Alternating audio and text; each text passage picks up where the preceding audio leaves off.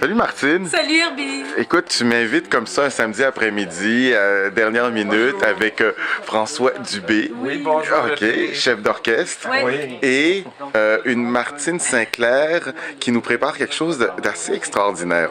Je trouve aussi, parce que on s'attaque aux œuvres de Luc, mais les chansons que Luc a composées, Luc Plamondon a composé pour des femmes. Oui, puis je vois ça, ça s'appelle Les femmes de Luc. Luc.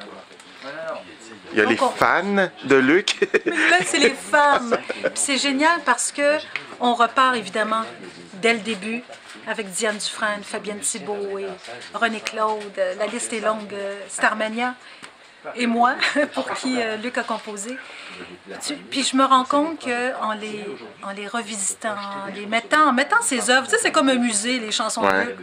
On est au musée, on regarde on lit ses textes, on regarde ses textes, on dit c'est ça qu'il voulait dire. Tu sais, quand je chante J'ai 12 ans, maman, c'est ça, ça va jusque-là, c'est clair. Puis j'ai eu cette idée de m'adresser à ces chansons-là en tant que femme.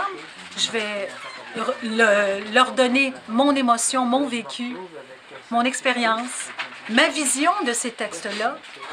Parce que en chantant Diane Dufresne, J'ai 12 ans, maman, tu sais, je la fais en Martine, qui a eu 12 ans, puis qui n'a pas eu d'enfant.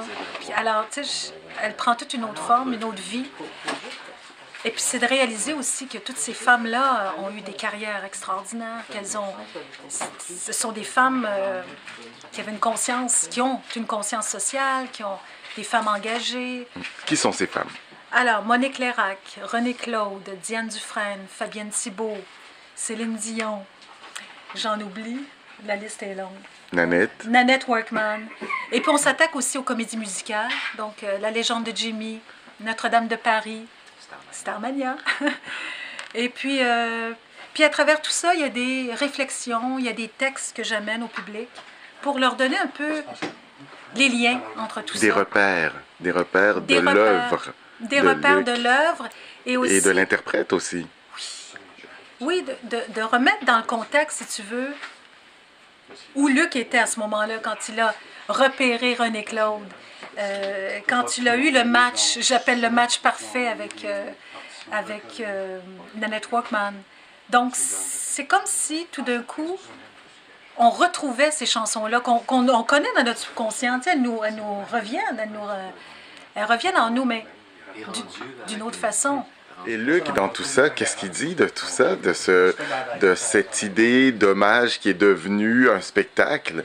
Bien, Luc est heureux. Luc a fait partie des rencontres, des meetings. On l'a rencontré 2 fois chez lui. Et puis on s'est envoyé des idées. Puis il est heureux. Puis il est surpris en même temps de voir où ça s'en va, ce show-là. Tu sais, c'est comme il ne s'attendait pas à ça. Il est heureux.